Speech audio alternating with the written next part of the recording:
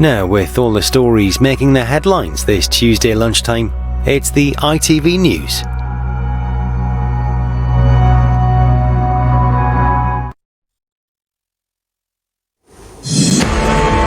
Ukraine demands Russia is expelled from the UN Human Rights Council over the massacre of innocent civilians. The country's president will address the UN Security Council in a matter of hours after witnessing the alleged war crimes for himself. A musician pleads guilty to the murder of teenager Bobby Ann McLeod after snatching her from a bus stop in Plymouth. 2 members of a British family have died and 3 others are in hospital after a landslide in Australia. Any situation as has been described is obviously exceptionally confronting, heartbreaking, especially when you start involving children. EasyJet apologises for travel chaos as Manchester's mayor warns the police might have to be called in. And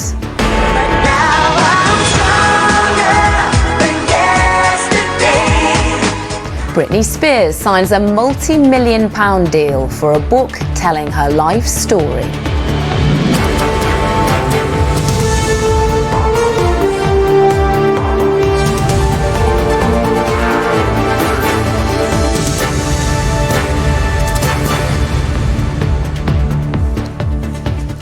Good afternoon. In the next few hours, Ukraine's President Volodymyr Zelensky will address the UN Security Council about alleged war crimes carried out in his country. It's after he visited Bucha, one of the cities where it's claimed Russian forces massacred innocent civilians. Satellite photographs suggest bodies have been lying on the streets for weeks. The Ukrainian leader has vowed to find those responsible for the atrocities.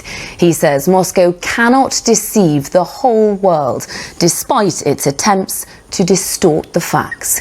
His speech this afternoon comes as world leaders demand Russia is removed from the UN Human Rights Council. John Ray sent this report from Odessa. A musician has pleaded guilty to the murder of teenager Bobby Ann McLeod. The 18-year-old went missing in November and was last seen at a bus stop in Plymouth. She was on her way to meet friends but never arrived. Cody Ackland appeared at Plymouth Crown Court this morning to enter his plea. Rebecca Barry was in court this morning. Rebecca in Plymouth, thank you. A British father and son have been killed in a landslide in Australia. The family of 5 was walking in the Blue Mountains near Sydney. 2 other members of the same family were airlifted to hospital. Now, Sangeeta Lal joins me now in the studio. Sangeeta, what more do we know at this point? Sangeeta, thank you. The government's LGBT business champion has resigned over the decision to exclude transgender people from a conversion therapy ban. Ian Anderson has accused the government of waging a woke war. He spoke exclusively to our UK editor Paul Brand, who joins me now. Now, Paul, what more has Mr. Anderson said? Paul, thank you. Passengers are being warned that more travel chaos is to come because of COVID. EasyJet has apologised to its customers for the disruption. The airline had to cancel more than 60 flights yesterday and more than 200 at the weekend. Well, Yasmin Boddleby is at Manchester Airport for us this morning. Yasmin, what's the situation like there? Yasmin in Manchester, thank you. From tomorrow, married couples in England and Wales who want to get divorced will be able to do so without blaming each other. No-fault divorce is the biggest reform to the law in 50 years. Solicitors are predicting an increase in cases as a result, putting more pressure on the courts. Well, joining me now are Samantha Woodham and Harry Gates. They're barristers who run the divorce surgery, which provides 1 lawyer per couple to try and reach a settlement quicker. Now, good afternoon to you both. Samantha, I'll come to you first. Why is this such a change for the legal profession? Samantha and Harry, thank you both for your time this afternoon. Thanks for having me on.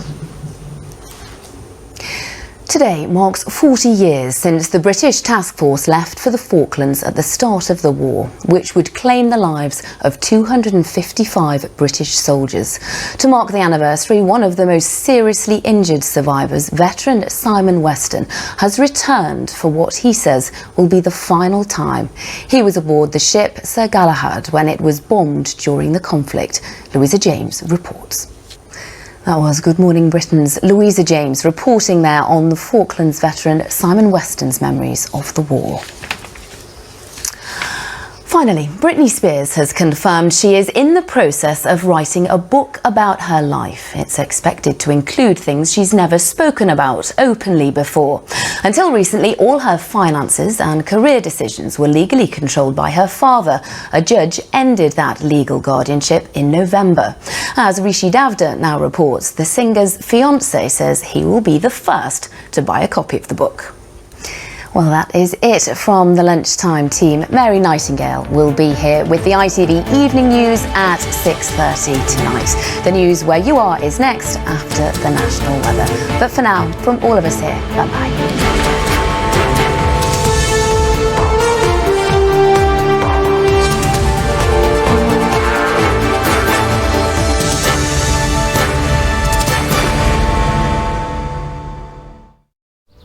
There'll be some light cloud early on today, but by lunchtime it will almost certainly clear.